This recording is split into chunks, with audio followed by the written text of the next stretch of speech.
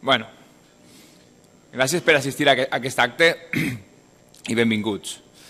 Es para mí un placer y un honor presentar, dentro de las jornadas del Año de la Luz y el Mes Cultural de la Escuela Politécnica, al catedrático de Física Aplicada de la Escuela, Augusto Beléndez Vázquez. Augusto también es miembro de la Real Sociedad Española de Física y la Isedo-Óptica y posee una extensa trayectoria como investigador en áreas como la óptica, la holografía o la propagación electromagnética en medios periódicos. Pero, aparte de eso, yo quisiera resaltar su gran labor y publicaciones relacionadas con la enseñanza de la física y la divulgación de la física y de la ciencia en general. Hoy nos presentará una conferencia acerca de la síntesis de Maxwell, que tuvo lugar hace 150 años y que además es uno de los hechos por los cuales este año 2015 ha sido designado como Año de la Luz. Así que no me extiendo más, te dejo cuando quieras. Muchas gracias.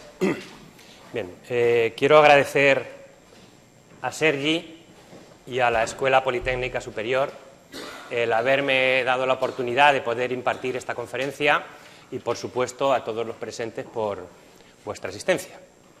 Bien, pues a menos que uno sea un poeta romántico, un héroe de guerra, una estrella de Hollywood o una estrella del rock, es un error morir joven.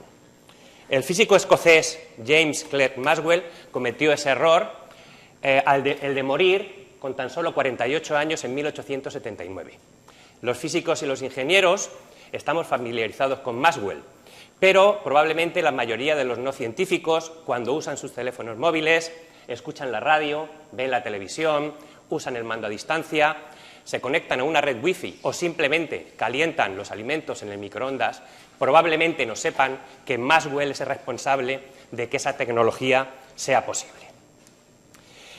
Es evidente que lo que hizo Maxwell afecta a cada día de nuestras vidas. Hace 150 años, en 1865, Maxwell publicó el artículo titulado Una teoría dinámica del campo electromagnético, que contenía nada más y nada menos que las ecuaciones de Maxwell, la predicción teórica de la existencia de las ondas electromagnéticas y la teoría electromagnética de la luz, y en el que afirmaba: parece que tenemos razones de peso para concluir que la propia luz, incluyendo el calor radiante y otras radiaciones, si las hay, es una perturbación electromagnética en forma de ondas que se propagan según las leyes del electromagnetismo. Evidentemente no estaba equivocado. Este año 2015, por tanto, se cumple el 150 aniversario de la teoría electromagnética de la luz. Y este es uno de los acontecimientos que se conmemoran en el Año Internacional de la Luz y de las Tecnologías Basadas en la Luz, junto con otros hitos importantes de la ciencia de la luz, como son la publicación hace 1000 años, en el año 1015, del libro de la óptica por Alhazen, la teoría ondulatoria de la luz de Fresnel de 1815, la teoría del efecto fotoeléctrico de Einstein de 1905 y también de Einstein la incorporación de la luz en la cosmología a través de la relatividad general, justo hace 100 años, en el año 1915, y también se conmemoran dos hechos que tuvieron lugar hace 50 años, en el año 1965. El descubrimiento del fondo de radiación de microondas, ese eco del origen del universo y una de las pruebas del Big Bang que realizaron Penzias y Wilson, y también son de 1965 los logros alcanzados por Kao en la propagación de luz por fibras ópticas, que hoy en día es la base de las comunicaciones ópticas. Digamos además que tanto Einstein como Kao, como Penzias y como Wilson recibieron el Premio Nobel de Física precisamente por estas contribuciones a la luz. Pero, ¿qué es eso de la síntesis de Maxwell y de la teoría electromagnética de la luz? Pues bien, a comienzos del siglo XIX, la luz, la electricidad y el magnetismo eran considerados tres fenómenos independientes. Mientras que el interés por la óptica estaba justificado por la construcción de instrumentos ópticos, los fenómenos eléctricos y magnéticos podían interesar a los científicos, pero carecían del más mínimo interés al público en general, al no haber dado lugar a ninguna aplicación práctica. Sin embargo, todo cambió a partir del año 1800, tal y como intentaré mostrar en esta conferencia, en la que veremos cómo se pusieron los pilares de la teoría electromagnética de la luz. Analizaremos en primer lugar el papel fundamental de Young y Fresnel en la aceptación y desarrollo posterior de la teoría ondulatoria de la luz, así como la unificación electromagnética iniciada por Oersted, Ampère y Faraday, para concluir con la síntesis de Maxwell, de la luz, la electricidad y el magnetismo, que dio lugar a la teoría electromagnética de la luz. Esta síntesis es uno de los mayores logros de la física, pues unificó los fenómenos luminosos, eléctricos y magnéticos y permitió desarrollar toda la teoría de las ondas electromagnéticas, incluida la luz. Y hablando de la luz, a finales del siglo XVII existían dos teorías sobre la naturaleza de la luz. La teoría ondulatoria, defendida por Huygens y Hooke, en la cual la luz era un fenómeno ondulatorio al igual que el sonido, y la teoría corpuscular, a cuya cabeza se situó el mismísimo Isaac Newton, y que consideraba que la luz estaba formada por partículas luminosas emitidas por los cuerpos. Si a esto añadimos que Newton y Hooke eran enemigos irreconciliables, podemos imaginar lo que pasó. Durante todo el siglo XVIII, la teoría corpuscular de la luz gozó del favor de la mayoría de los científicos, fundamentalmente por el peso de la autoridad científica de Newton, que cayó como una losa sobre la teoría ondulatoria, aplastando a sus partidarios. Sin embargo, todo cambió entre 1801 y 1815, fundamentalmente gracias a la demostración experimental del carácter ondulatorio de la luz, realizada por Young, y a la formalización de la teoría ondulatoria de la luz, llevada a cabo por Fresnel.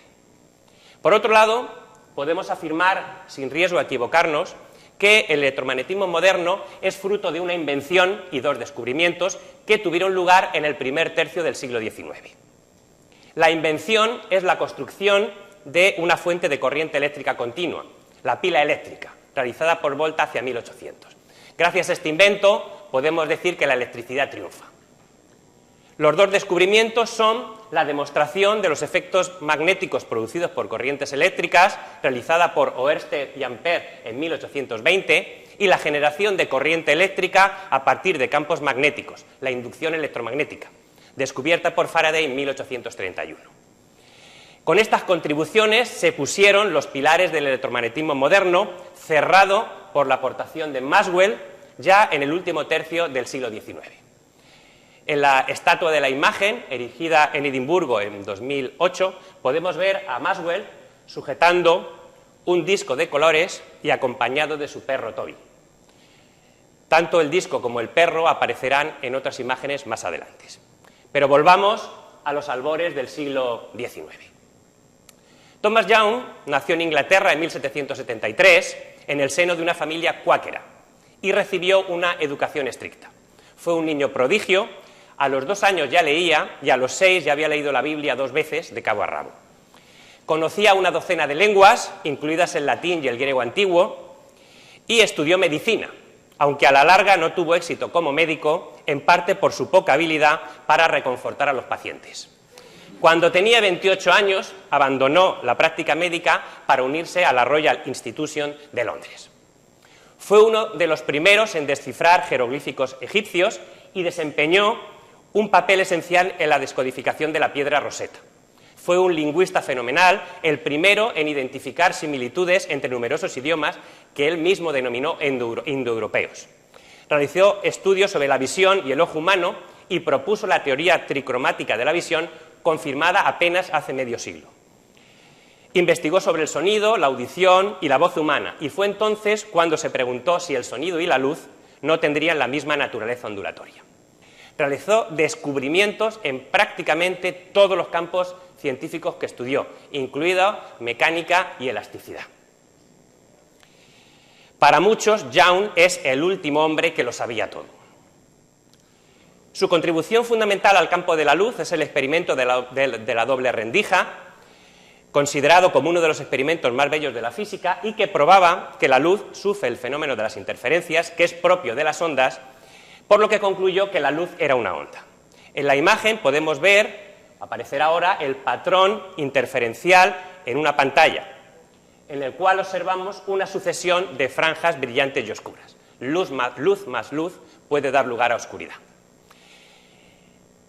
En 1801 presentó ante la Royal Society el artículo sobre la teoría de la luz y los colores, y en 1803 experimentos y cálculos relativos a la óptica física, en el que demostraba experimentalmente la ley general de la interferencia de la luz y afirmaba que la luz era una onda.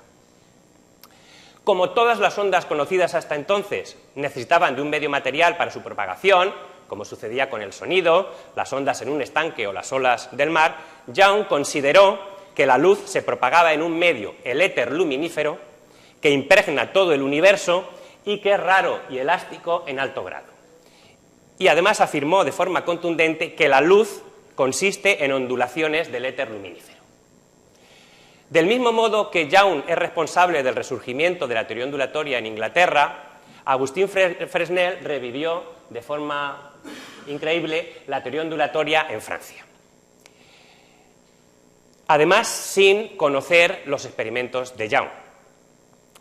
Fresnel nació en Broglie, de donde luego fue príncipe el premio Nobel Louis de Broglie, en el año 1788, y a diferencia de Young, su aprendizaje fue lento y a los 8 años todavía no sabía leer.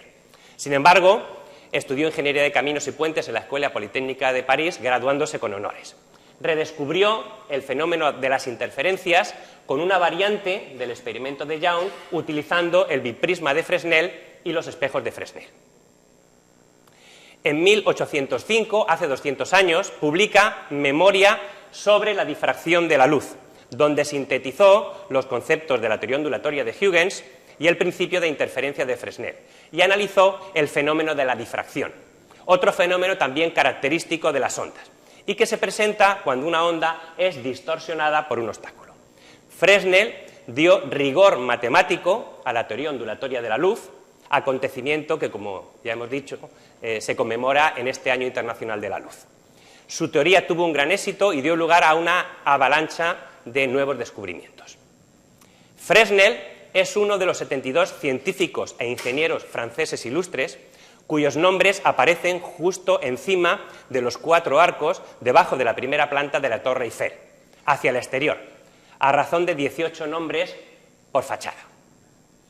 El nombre de Fresnel está en la fachada de la torre que da a la escuela militar. Fresnel también estudió la polarización de la luz, concluyendo que las ondas luminosas eran ondas transversales, y desarrolló la óptica de cristales.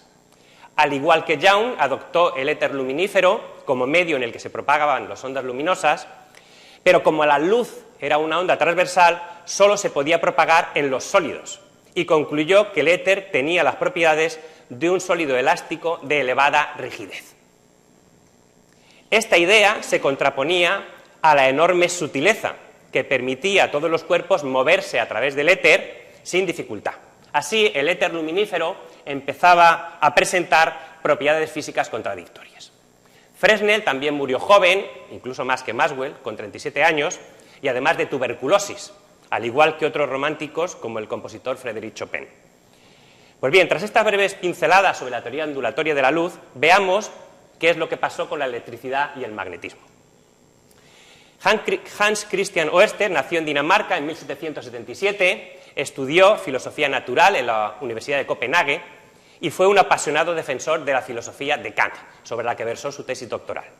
Desde 1806 fue catedrático de Física y Química en la Universidad de Copenhague. La invención de Volta de la pila eléctrica en 1800 hizo entrar en una auténtica ebullición al mundo científico, al permitir trabajar con fuentes permanentes de fluido eléctrico. Oersted se interesó desde el primer momento por el galvanismo, nombre que recibió la electricidad tras los experimentos de Galvani con ancas de rana. Y en 1801 empezó a hacer experimentos con una pila voltaica. Su contribución más importante al electromagnetismo fue su descubrimiento de 1820 de que una corriente eléctrica desviaba una aguja imantada situada en sus proximidades. Había descubierto que una corriente eléctrica produce efectos magnéticos. Su famoso experimento es muy sencillo. Situó una aguja imantada libremente orientada en la dirección norte-sur. A continuación colocó un cable eléctrico sobre la aguja en la misma dirección. El cable lo conectó a una pila y al cerrar el circuito comprobó que la aguja imantaba se desviaba de su dirección original, situándose perpendicular al cable en la dirección este-oeste.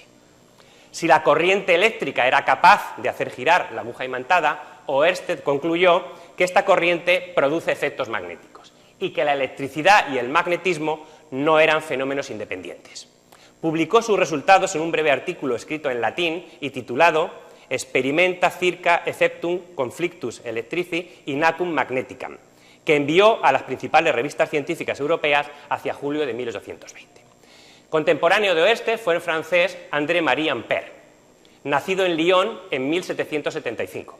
Ampère fue un niño prodigio, educado bajo la influencia del filósofo Rousseau.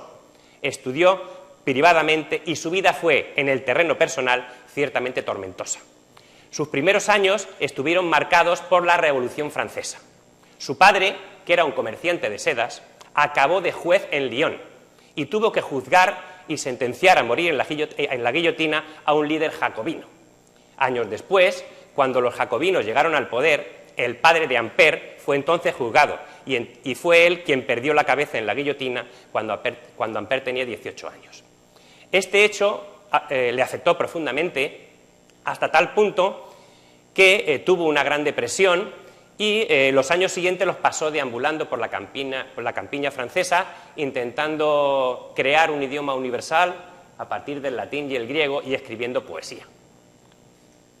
Tras varios años como profesor de física y química en colegios de enseñanza secundaria, en el año 1804 por fin consiguió obtener una plaza de profesor en la prestigiosa Escuela Politécnica de París y en 1814 entró en la Academia de Ciencias francesa. El nombre de Ampère también figura en la Torre Eiffel, en la fachada que da al Trocadero. Además de Fresnel y Ampère, otros ilustres científicos e ingenieros franceses cuyo nombre aparece en la Torre Eiffel son seguro conocidos para la audiencia. Lagrange, Legendre, Laplace, Lavoisier, Gay-Lussac, Fourier, Coulomb, Foucault, Cauchy, Poisson, Arago, Navier, de Prony, Poinsot y así hasta 72. Quizás ya sabemos por qué en España no se construyó algo parecido a una Torre Eiffel. Lamentablemente, habría sido imposible encontrar 72 científicos e ingenieros españoles de esa relevancia cuyo nombre poner en sus fachadas. Ampère trabajó en matemáticas y en la óptica y también se paseó por la química. Y hasta puede calificarse como de casi un buen químico. Casi descubre el cloro, casi descubre el yodo y casi descubre la ley de Avogadro, enunciada 3 años después por Ampère sin conocerla. De hecho, en Francia, y como los franceses son así, a veces se le denomina ley de Avogadro-Ampère. Sin embargo, su contribución más importante la realizó al campo del electromagnetismo. En 1820 tuvo noticias sobre el increíble descubrimiento de Oersted, ese conflictus electrici que era capaz de hacer que se desviara una aguja imantada. Ampère, como he dicho, un hombre de carácter más bien torturado, estuvo obsesionado durante una semana hasta que pensó en una experiencia más compleja. Durante el verano de 1820 repitió el experimento de Oersted y llegó a la conclusión de que si una corriente eléctrica produce efectos magnéticos sobre un imán, ¿por qué no podría producir efectos magnéticos sobre otra corriente? En septiembre de ese mismo año expuso sus resultados ante la Academia de Ciencias Francesa en varias sesiones. En una de ellas, la del 18 de septiembre, presentó la que es una de las reglas introducidas por Ampère para precisar el descubrimiento de Oersted, la regla del hombrecillo. Y en la sesión del 25 de septiembre anunció un nuevo hecho, la acción mutua entre corrientes sin intervención de ningún imán. Dos corrientes eléctricas paralelas se repelen en función de si sus sentidos son iguales u opuestos, se repelen o atraen, respectivamente. En 1826 publicó su libro La teoría matemática de los fenómenos electrodinámicos deducidos únicamente de la experiencia, en el que afirma: el magnetismo es electricidad en movimiento y los fenómenos magnéticos dependen solo de la existencia y del movimiento de cargas eléctricas. Ampère y Fresnel fueron íntimos amigos y de hecho hasta Fresnel llegó a vivir en el piso de Ampère de París antes de su muerte.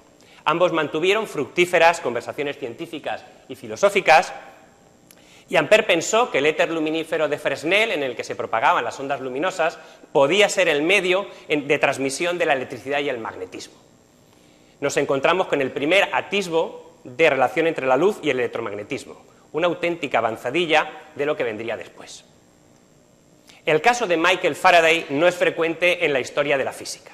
Su formación era muy elemental y, sin embargo, las leyes de la electricidad y el magnetismo son debidas mucho más a los descubrimientos experimentales realizados por Faraday que a los de cualquier otra persona. Nació en 1791 en Londres, en el seno de una familia humilde, y la única formación que recibió fue lectura, escritura y aritmética. Abandonó la escuela a los 13 años para trabajar en un taller de encuadernación, donde desarrolló un insaciable apetito por la lectura. Su pasión por la ciencia despertó tras la lectura de la voz Electricidad de la Enciclopedia Británica mientras la estaba encuadernando. Y en ese momento se puso a hacer experimentos en un laboratorio improvisado. En 1813 fue contratado como ayudante de laboratorio del prestigioso químico británico Sir Humphry Davy en la Royal Institution de Londres, de la que fue elegido miembro en 1824 y en la que trabajó hasta su muerte en 1847. Faraday causó tal impresión a Davy que en una ocasión, al ser preguntado por cuál había sido su mayor descubrimiento científico, Davy respondió: «Mi gran descubrimiento ha sido Michael Faraday». Faraday realizó el primer descubrimiento sobre el electromagnetismo en 1821, un año después del experimento de Ørsted, porque al intentar repetir este experimento con una aguja imantada en diversos puntos alrededor del hilo con corriente, dedujo que el hilo estaba rodeado por una serie infinita de líneas de fuerza circulares y concéntricas. El conjunto de estas líneas de fuerza es el campo magnético de la corriente. Partió de los trabajos de Ørsted y Ampère sobre las propiedades magnéticas de las corrientes eléctricas y en el año 1831 consiguió producir una corriente eléctrica a partir de una acción magnética, fenómeno que se conoce como inducción electromagnética. Comprobó que al hacer pasar una corriente eléctrica por una bobina, se generaba otra corriente de muy corta duración en una bobina muy próxima. Este descubrimiento marcó un hito decisivo en el progreso, no solo de la ciencia, sino de la sociedad, y es el que se utiliza hoy en día para producir energía eléctrica a gran escala en las centrales eléctricas a partir de la ley de Faraday. En 1845 descubrió el efecto Faraday o efecto magneto-óptico, la influencia de un campo magnético sobre un haz de luz, y otra indicación de que el magnetismo y la luz debían estar relacionadas entre sí. Y Faraday escribió: «Este hecho probablemente será sumamente fecundo y de gran valor en la investigación de ambas clases de fuerzas naturales». Al año siguiente, en 1846, publicó un artículo titulado «Consideraciones sobre las vibraciones de los rayos», una profética publicación en la que especulaba que la luz podía ser un tipo de vibración de las líneas de fuerza eléctricas y magnéticas. Faraday abandonó la teoría de los fluidos eléctrico y magnético e introdujo los conceptos de campo y líneas de campo para explicar la electricidad y el magnetismo, apartándose de la descripción mecanicista de los fenómenos naturales al más puro estilo newtoniano de acciones a distancia. Esta incorporación del concepto de campo fue calificado por Einstein como el gran cambio en la física, pues suministró a la electricidad, el magnetismo y la óptica un marco común de teorías físicas. Sin embargo, hubo que esperar varios años hasta que se aceptaran definitivamente las líneas de fuerza de Faraday, justo hasta que Maxwell entró en escena. James Clerk Maxwell es uno de los científicos más importantes de la historia de la ciencia. No se puede comprender el siglo XIX, una centuria esencial para nosotros, sin tener en cuenta figuras como Darwin, Lyell, Pasteur o Faraday, pero mucho menos aún sin recordar a Maxwell, que nos dejó la teoría del campo electromagnético, una de las creaciones científicas más originales e importantes que se han hecho jamás. Maxwell es además uno de los grandes de la historia de la física, junto con Newton y Einstein, quizás los dos únicos que le preceden claramente en una hipotética escala de excelencia científica. Maxwell nació en el año 1831 en Edimburgo, en el seno de una familia acomodada. Su vida transcurrió durante la consolidación de la Revolución Industrial en Gran Bretaña, en la era victoriana, en pleno auge del Imperio Británico. Quisiera hacer aquí un breve inciso. Al leer James Clerk Maxwell, probablemente pensemos que su nombre era compuesto, James Clerk, y su apellido era Maxwell. Sin embargo, realmente su primer apellido no era Maxwell, sino Clerk, y además el apellido de su madre era Kay. Lo que sucede es que su bisabuelo, George Clerk, se casó con su prima Dorothea Clerk, cuya madre se llamaba Agnes Maxwell, y al heredar las fincas de la familia Maxwell, y por temas legales y de herencia, añadió el nombre Maxwell a su primer apellido Clerk, quedando su apellido desde entonces como Clerk Maxwell, que además solo llevaban los primogénitos de la familia.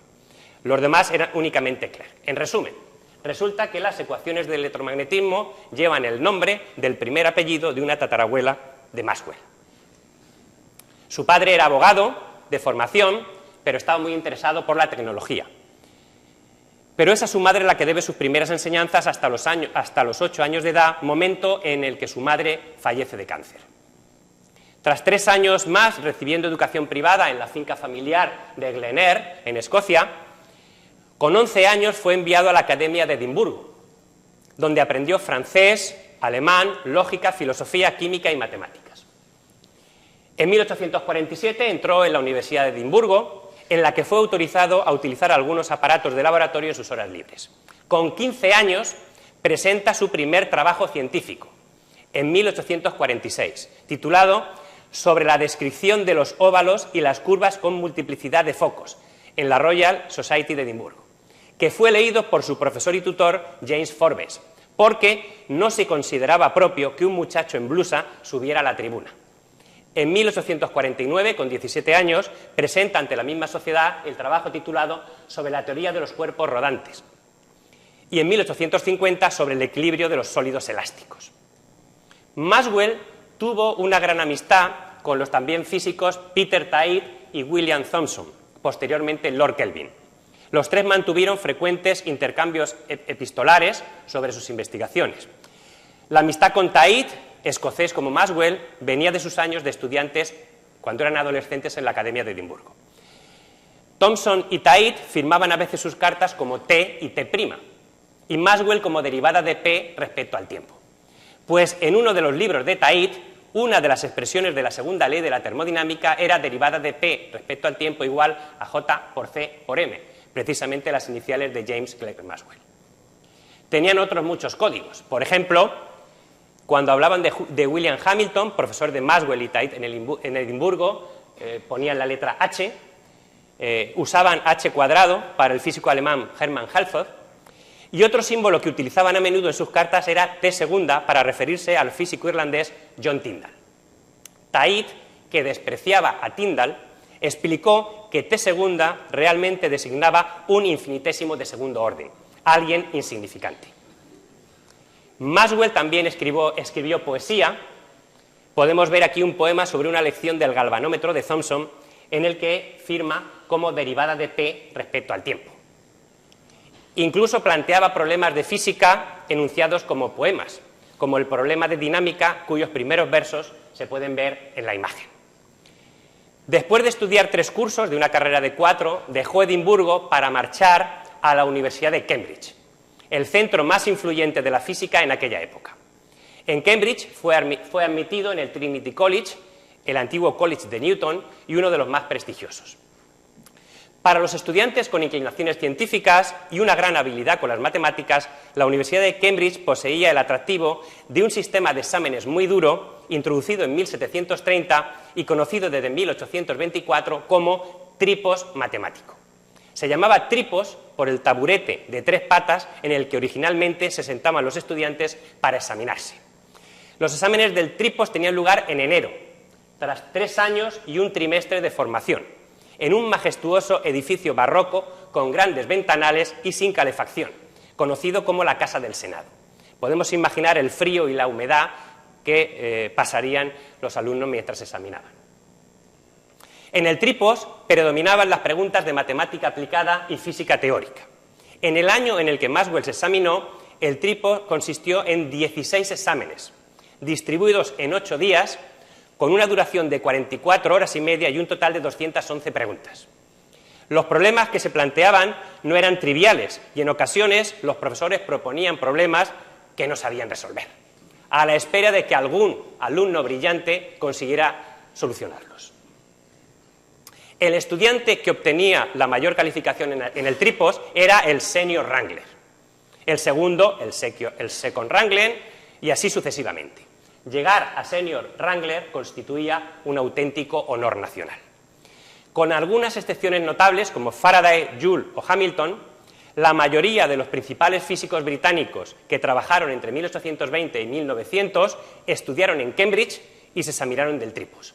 Y a lo largo de la segunda mitad del siglo XIX, la mitad de las cátedras de física de las universidades británicas fueron ocupadas por Wranglers. Fueron Senior Wranglers físicos como Stokes, Tait, Routh, Rayleigh, Larmor y Eddington. Y otros Wranglers famosos fueron Poynting, J.J. Thomson, William Bragg o Jeans. Sin embargo, y a pesar de su capacidad para la física y las matemáticas, Maxwell no consiguió el primer puesto del Tripos cuando se examinó en 1854, sino que fue Second Wrangler detrás de Edward Routh. Tan importante como ganar el Tripos en Cambridge, también era codiciado el premio Adams. Este premio, que todavía hoy existe, se creó en 1848 y debe su nombre al astrónomo John Couch Adams, que predijo la existencia del planeta Neptuno basándose solo en cálculos matemáticos. El premio se concede cada 2 años al mejor trabajo sobre un tema propuesto por un comité. El del año 1857 tenía por título El movimiento de los anillos de Saturno. Maxwell se presentó a dicho premio y tras 2 años de trabajo lo ganó en 1859 recibiendo 130 libras. El premio del año pasado, 2014, estuvo dotado con 14.000 libras. El trabajo de Maxwell se titulaba Sobre la estabilidad del movimiento de los anillos de Saturno y demostró matemáticamente que la única estructura que puede explicar dicha estabilidad era que estuvieran constituidos por un enjambre de partículas desconectadas. El trabajo de Maxwell no solo ganó el premio Adams, sino también el elogio de toda la comunidad científica. George Airy, astrónomo de la Casa Real Británica, lo calificó como una aplicación notabilísima de las matemáticas. En 1895, el astrónomo estadounidense James Keeler confirmó experimentalmente, mediante estudios espectroscópicos, la estructura sobre los anillos de Saturno propuesta por Maxwell, 16 años después de la muerte de este. Al terminar sus estudios en Cambridge, en 1856, Maxwell ganó la cátedra de Filosofía Natural en el Marischal College, en Aberdeen, en Escocia, y allí contrajo matrimonio en 1858 con Catherine Mary de Bar. No tuvieron hijos. En la imagen puede verse al matrimonio Maxwell junto a su perro Toby. Tras graduarse en Cambridge e influenciado por su antiguo profesor James Forbes, sus investigaciones fueron precisamente sobre temas relacionados con la luz, en particular con la teoría del color. Para llevarlas a cabo, utilizó un disco giratorio con sectores de distintos colores que él mismo iba modificando. En la fotografía podemos ver a un joven Maxwell sujetando uno de estos discos, como el de la estatua de Edimburgo que vimos al principio. Maxwell eligió como colores primarios el rojo, el verde y el azul e introdujo los triángulos de Maxwell, situando estos colores en cada uno de los vértices. En 1860 dejó su cátedra de Aberdeen para ocupar otra en el King's College de Londres. En 1860 ganó la medalla Rumford de la Royal Society precisamente por sus trabajos sobre teoría del color y fue invitado a impartir una conferencia en esta sociedad para explicar estos trabajos. En la charla fue el primero en proyectar una fotografía en color, otra de las contribuciones de Maxwell a la óptica. Proyectó las imágenes formadas con luces de los 3 colores primarios, rojo, verde y azul. A la derecha de la imagen podemos ver las fotografías de los filtros originales utilizados por Maxwell que se conservan. 3 semanas después fue elegido miembro de la Royal Society. Acababa de cumplir 30 años. En 1865 renunció a su cátedra de Londres por voluntad propia para volver a su finca escocesa de Glenair. Y estando ya allí, en una carta que escribió en febrero de 1866, señaló: ahora, por fin, tengo mi tiempo completamente ocupado con experimentos y especulaciones de tipo físico. algo que no podía emprender mientras tenía deberes públicos. Parece ser que hace 150 años los deberes públicos de un profesor universitario no eran tan diferentes de los que tenemos hoy en día. Englener escribió su gran obra, publicada en 1873, El Tratado de Electricidad y Magnetismo, texto cumbre de la física del siglo XIX y comparable a los Principia de Newton. En su tratado, Maxwell consigue unificar todos los fenómenos conocidos hasta el momento sobre electricidad y magnetismo. El tratado de Maxwell es un claro producto del modo de hacer ciencia de un alumno del Tripos matemático. Como prueba, el uso de los métodos del análisis matemático y su confianza en el poder de los modelos mecánicos para explicar todos los fenómenos naturales. No en vano, su amigo el físico Lord Kelvin acostumbraba a decir que para saber si se había comprendido un fenómeno había que preguntarse: ¿podemos hacer un modelo mecánico del mismo?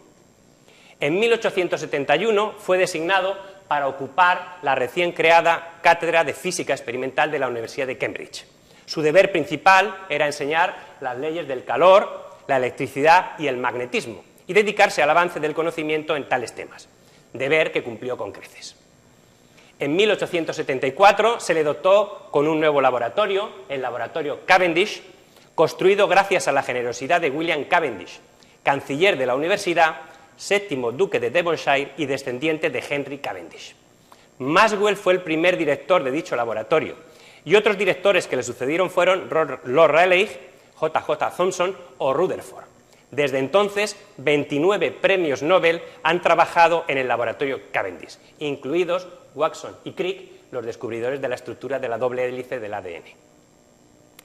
Una de las misiones que tenía Maxwell era poner orden y editar los documentos de electricidad de Henry Cavendish, un científico inglés del siglo XVII que publicó solo un par de artículos, pero que dejó 20 paquetes de manuscritos inéditos sobre electricidad escritos entre 1771 y 1781. Maxwell dedicó gran parte de su tiempo a la edición de estos trabajos, que se publicaron en 1879 bajo el título Las investigaciones sobre electricidad del honorable Henry Cavendish, un libro de más de 500 páginas. A principios de 1879 la salud de Maxwell empezó a resentirse y decidió pasar las vacaciones de verano en su finca de Glenair, en Escocia. Pero en vez de mejorar, cada vez estaba peor. Aún así, en octubre decidió regresar a Cambridge, a pesar de que apenas podía mantenerse en pie y desde luego no podía impartir clase. Maxwell falleció de cáncer de estómago el 5 de noviembre de 1879, a los 48 años de edad, la edad y la misma enfermedad de la que había muerto su madre. Antes de morir, una de las cosas que más le preocupaban era el futuro de su esposa Catherine, a la que tanto amaba. En estos 48 años, Maxwell nos dejó, además de sus contribuciones en el electromagnetismo, la teoría del color, el conocimiento de la estructura de los anillos de Saturno, trabajos fundamentales en física estadística, así como otras contribuciones en óptica y mecánica de sólidos. En el electromagnetismo realizó la formulación matemática de las ideas intuitivas de Faraday sobre los campos eléctrico y magnético y abandonó definitivamente la doctrina clásica de las fuerzas eléctricas y magnéticas como acciones a distancia. En 1856 publica sobre las líneas de fuerza de Faraday y en 1861 sobre las líneas físicas de fuerza. En estos artículos proporcionó una explicación matemática sobre los fenómenos eléctricos y magnéticos en función de la distribución de líneas de fuerza en el espacio. Maxwell creó un complejo modelo mecánico de vórtices moleculares y ruedas intermedias aplicada a los fenómenos eléctricos y magnéticos. Su teoría incluía el éter y estudiaba las interacciones electromagnéticas con toda naturalidad en el marco de un éter omnipresente. Maxwell se mantuvo firme en el que la energía electromagnética y el éter no eran entidades hipotéticas sino reales. De hecho, para los físicos del siglo XIX, el éter era tan real como las piedras que formaban el laboratorio Cavendish. Y algunos de ellos entendieron que el objetivo principal de la física era desentrañar las propiedades físicas y matemáticas del éter, hasta tal punto que llegaron a pensar que o existía el éter o la física se vendría abajo. Como se ha señalado al principio de la conferencia, en el año 1865, hace 150 años, publica su artículo Una teoría dinámica del campo electromagnético, que incluye la teoría electromagnética de la luz. De hecho, mientras estaba redactando el artículo, envió una carta a su primo Charles Kay, que también fue sexto Wrangler del Tripos, en el que le decía: tengo un artículo a flote con una teoría electromagnética de la luz que, salvo que me convenza de lo contrario, considero de gran valor. El artículo tiene 53 páginas y contiene 7 partes distintas. Distribuyó sus 20 ecuaciones generales del campo electromagnético en 8 grupos que denominó con las letras mayúsculas de la A a la H. Las imágenes anteriores y las que voy a poner a continuación están extraídas del artículo original de Maxwell. Estas ecuaciones incluyen las corrientes y los desplazamientos eléctricos, las ecuaciones para el campo magnético, las ecuaciones de las corrientes, las ecuaciones de la fuerza electromotriz, la elasticidad eléctrica, las ecuaciones de la resistencia eléctrica, la ecuación de la electricidad libre y, por último, la ecuación de continuidad. Estas 20 ecuaciones resumen las leyes experimentales del electromagnetismo. En su tratado de 1873, Maxwell escribió sus ecuaciones en coordenadas cartesianas y con ayuda de los cuaterniones, ideados por Hamilton en 1843 y de los que Peter Tait, el íntimo amigo de Maxwell, era su principal defensor. Antes de la muerte de Maxwell no estaban del todo desarrollados ni el álgebra ni el análisis vectorial. Tait, en el prefacio de su libro Un tratado elemental sobre los cuaterniones, calificó de panfleto el libro de Gibbs sobre análisis vectorial y denominó al análisis vectorial un monstruo hermafrodita. Por eso no fue hasta 1884 en el que Oliver Heaviside, utilizando ese monstruo hermafrodita, ese análisis vectorial, en el que sintetizó las 20 ecuaciones de Maxwell en las 4 ecuaciones vectoriales que conocemos hoy en día. La ley de Gauss del campo eléctrico, la ley de Gauss del campo magnético, la ley de Faraday de la inducción electromagnética y la ley de Ampère-Maxwell, en la que Maxwell introdujo la corriente de desplazamiento. Desde entonces se conocieron con los nombres de ecuaciones de Hertz-Heaviside o ecuaciones de Maxwell-Hertz, hasta que en 1940 Albert Einstein popularizó el nombre de ecuaciones de Maxwell, que es el que conocemos hoy en día. El físico alemán Ludwig Boltzmann consideró que estas ecuaciones eran tan bellas por su simplicidad y elegancia que, como el Fausto de Goethe, se preguntó: ¿fue acaso un dios el que escribió estos signos?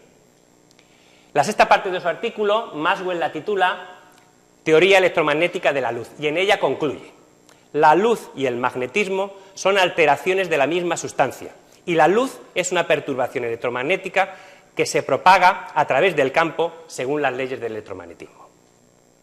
Maxwell combinó las ecuaciones del campo electromagnético y obtuvo una ecuación de onda, y propuso la existencia de las ondas electromagnéticas. En la imagen se ha representado una onda electromagnética sinusoidal plana polarizada linealmente, con los campos eléctrico y magnético perpendiculares entre sí, perpendiculares a la dirección de propagación.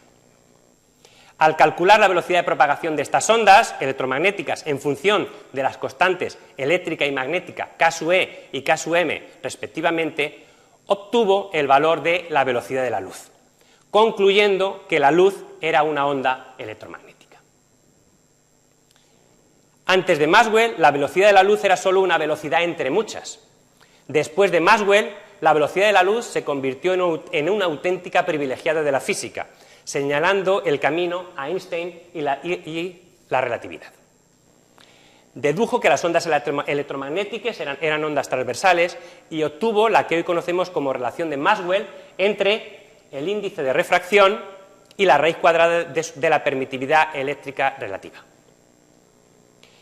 En 1888, Hertz produjo ondas electromagnéticas artificialmente en el laboratorio por primera vez utilizando circuitos oscilantes LC.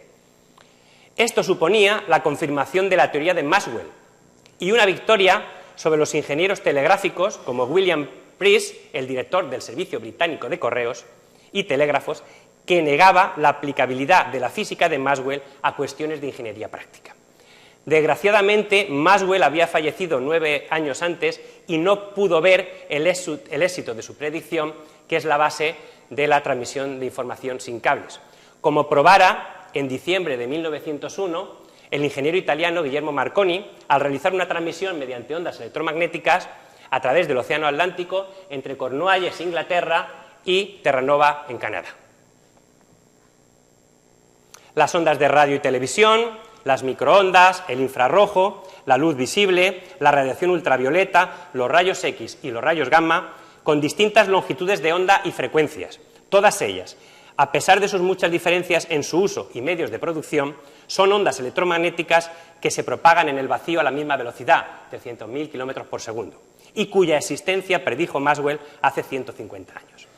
De todo el espectro electromagnético, nosotros solo podemos detectar directamente una parte muy pequeña con nuestro sentido de la vista, y esa parte corresponde al espectro visible, que es una franja muy estrecha con longitudes de onda aproximadamente entre 400 y 700 nanómetros. La luz blanca ordinaria incluye todas las longitudes de onda visibles. Con su teoría del campo electromagnético, Maxwell logró unir en un mismo marco teórico la luz, la electricidad y el magnetismo, lo que se conoce como síntesis de Maxwell. Esta síntesis de Maxwell marcó un hito importante en la historia de la unificación de las fuerzas físicas, hasta tal punto que a finales del siglo XIX, entre los físicos estaba extendida la opinión de que las leyes físicas ya estaban suficientemente comprendidas. Esta opinión condujo a la famosa afirmación del físico norteamericano y premio Nobel de Física Albert Michelson, que en 1894 señaló: ya no se realizarán más descubrimientos fundamentales. A lo sumo, se perfeccionarán las determinaciones de las constantes físicas, alcanzando 6 o 7 cifras decimales. Nada más lejos de la realidad. En los primeros años del siglo XX se produjeron dos cambios trascendentales en el paradigma de la física: la introducción de la física cuántica y la teoría especial de la relatividad.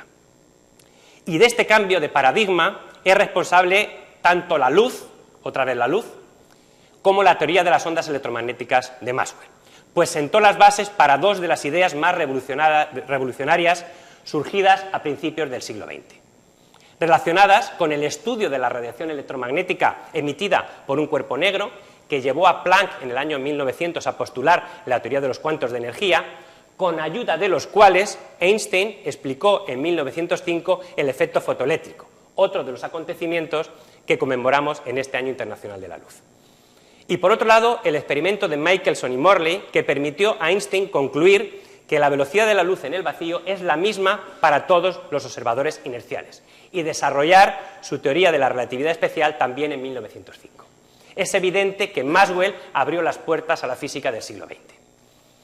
Aunque la obra de Maxwell fue majestuosa y extensa, tuvo ciertas limitaciones. Entre ellas, la más importante, la conciliación de la mecánica de Newton y el electromagnetismo de Maxwell. Problema que fue resuelto finalmente por Einstein en 1905 con su teoría de la relatividad especial. Tras los trabajos de Einstein, el éter luminífero, ese espíritu sutilísimo que ya habían considerado Young y Fresnel, entre otros, y que se había convertido en el centro de atención de la física del siglo XIX, estaba muerto y enterrado. Las ondas electromagnéticas se pueden propagar en el vacío. El propio Einstein reconoció que su teoría de la relatividad especial debía sus orígenes a las ecuaciones de Maxwell, del campo electromagnético. Y en su artículo La influencia de Maxwell en la evolución de la idea de la realidad física, publicado en 1931, en la celebración del centenario del nacimiento de Maxwell, Einstein señaló: una época científica acabó y otra empezó con Maxwell. Este cambio en la concepción de la realidad es el más profundo y fructífero que se ha producido en la física desde los tiempos de Newton. Y afirmó: el trabajo de James Clerk Maxwell cambió el mundo para siempre. Esta frase de Einstein ha hecho que, al igual que hemos visto al principio, que a Thomas Young se le haya llamado el hombre que lo sabía todo, a Maxwell se le califique como el hombre que lo cambió todo. Muchas gracias.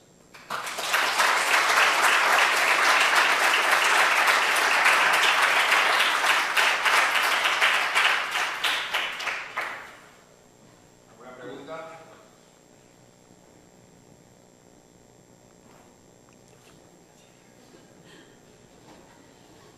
Pues agradecerte otra vez tu colaboración y la conferencia.